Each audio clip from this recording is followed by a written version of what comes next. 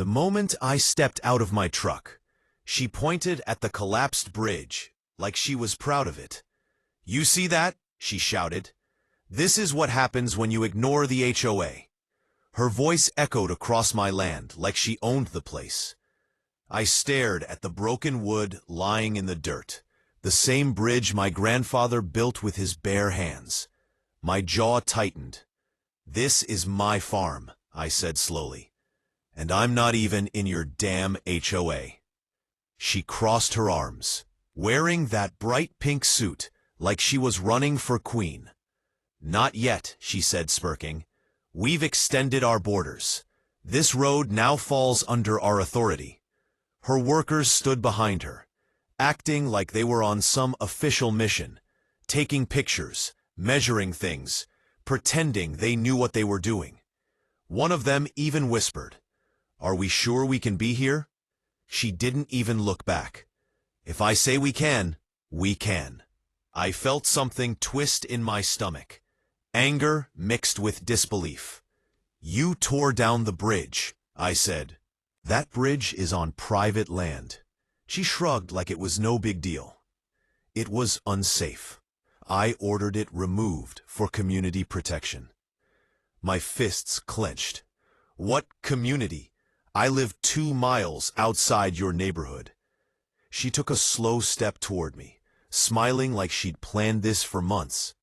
"Well," she said, "that's the part you're not going to like."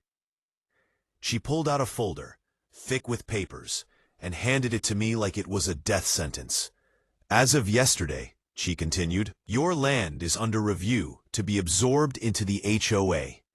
And until the process finishes, I have full authority to make changes." I flipped through the papers and felt my chest heat up. They weren't legal documents. They were printed off drafts, half of them missing signatures. Fake. Completely fake. But before I could call her out, 3 white trucks drove up behind me. Doors opened. Men in reflective vests stepped out like backup had arrived. One of them said, "Ma'am, we're ready for Phase 2. "Phase 2? She nodded toward the ruins of my bridge. "Good. Tear out the rest.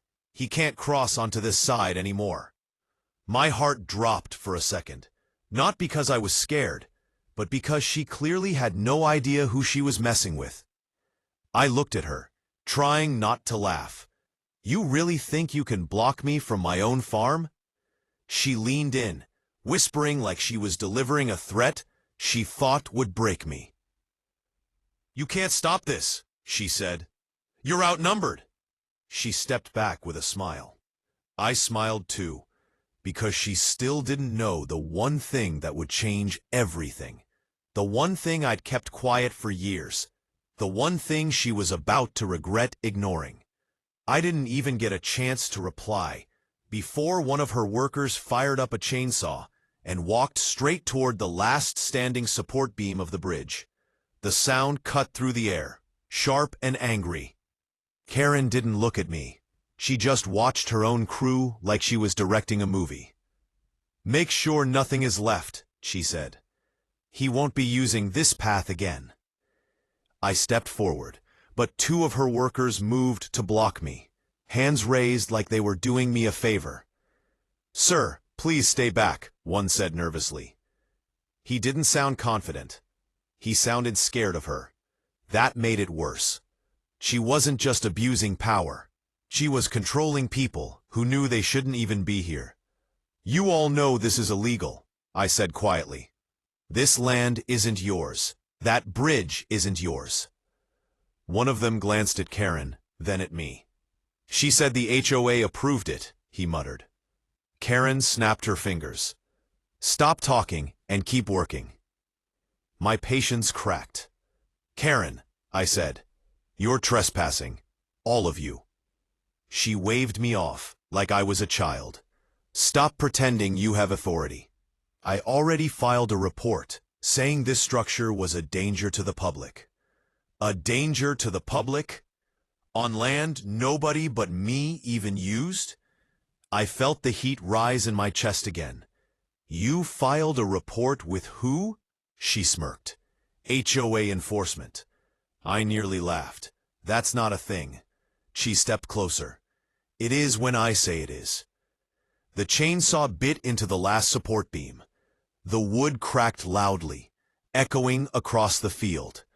The whole structure tilted, then collapsed in a giant cloud of dust. Karen clapped once, like she'd just watched a show. Perfect. Now we move to the next step. I stared at the ruins and felt something shift inside me. Not fear, something colder, stronger. A reminder of who I used to be, who I still was. Karen tapped her phone. I'm calling the sheriff, she announced loudly, making sure the whole crew heard.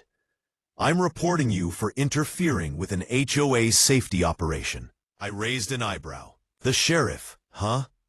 She smiled confidently. Yes, and when he gets here, he'll order you off this land until we finish. Her workers froze.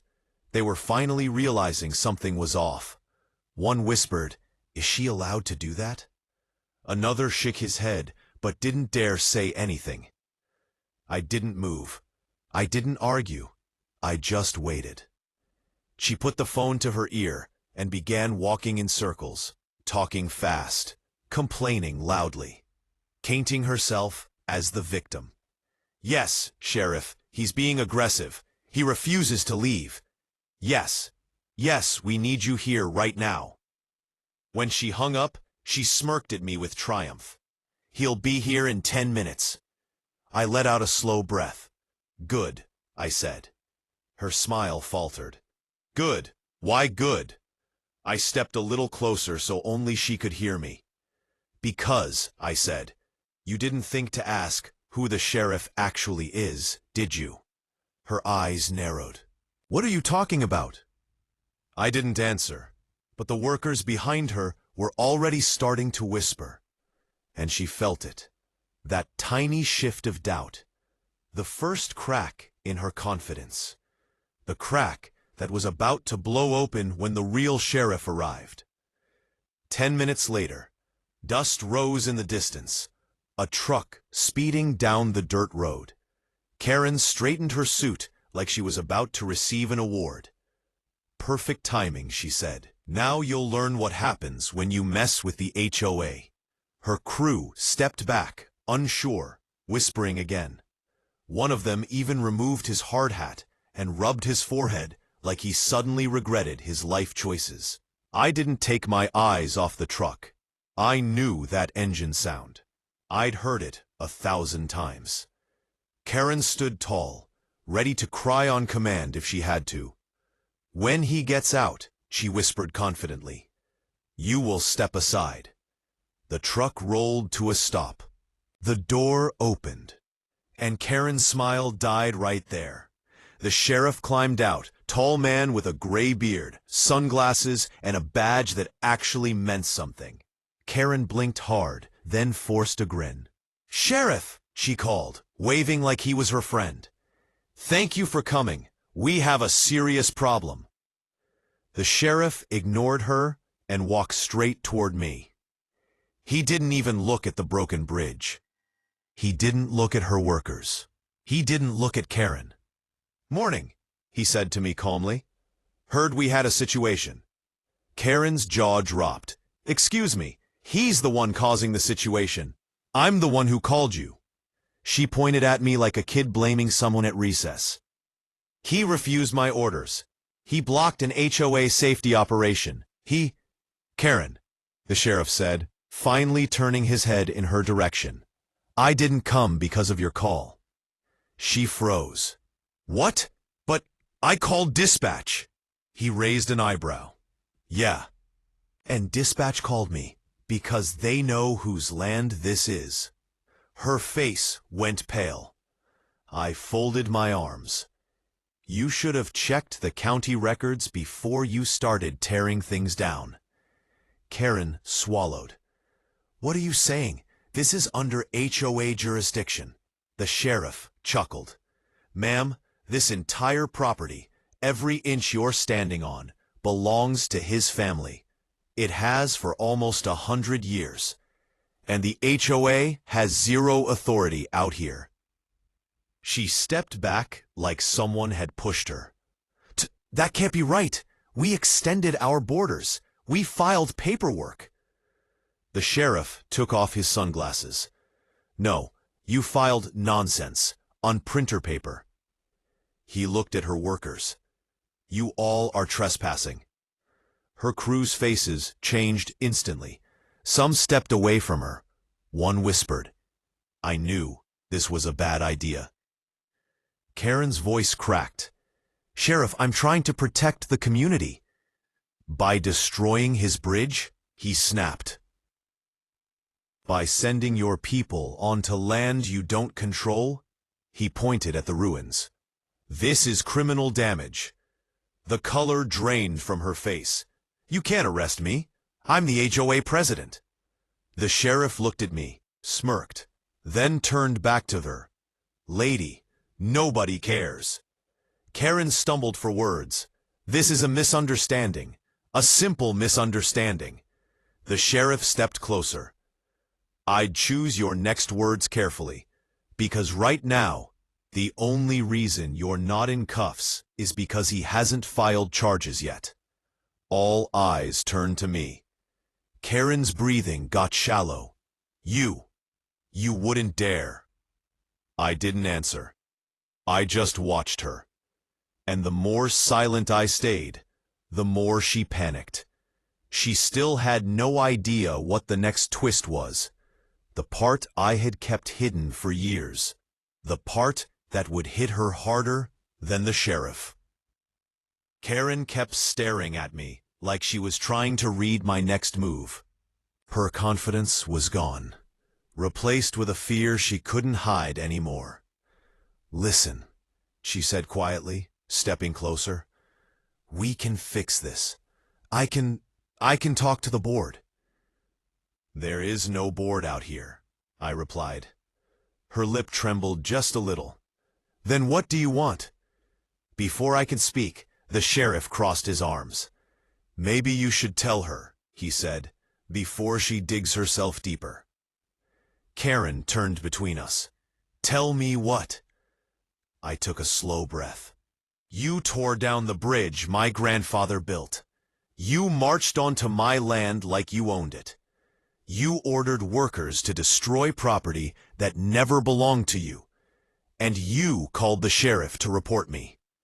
I didn't know, she whispered. That's the problem, I said. You act first, think later. Her voice cracked. Fine. Then I'll rebuild it. The HOA will pay. No, the sheriff said flatly. You will pay, personally. Karen's eyes widened. What? Why me? One of the workers finally spoke up. Because we warned you, ma'am. You said you had legal clearance.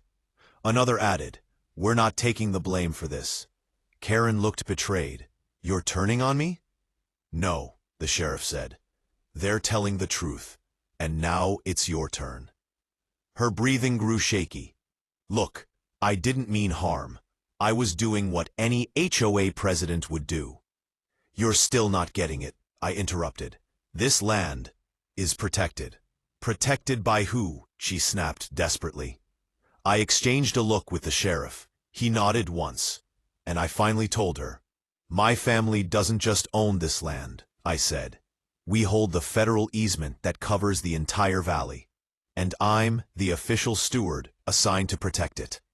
She blinked. Steward? What does that even mean? It means, the sheriff said, stepping closer. He outranks you, not in an HOA way, in a legal way, in a federal way. Karen looked like the ground had vanished beneath her feet. No, that can't be real. It's very real, I said, and tearing down that bridge, that wasn't just property damage. You destroyed a protected crossing recorded in federal heritage documents. Her mouth fell open. That, she whispered, that sounds serious. It is, the sheriff replied.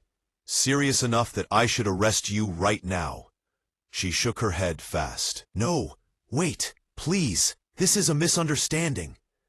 I raised a hand. She fell silent instantly.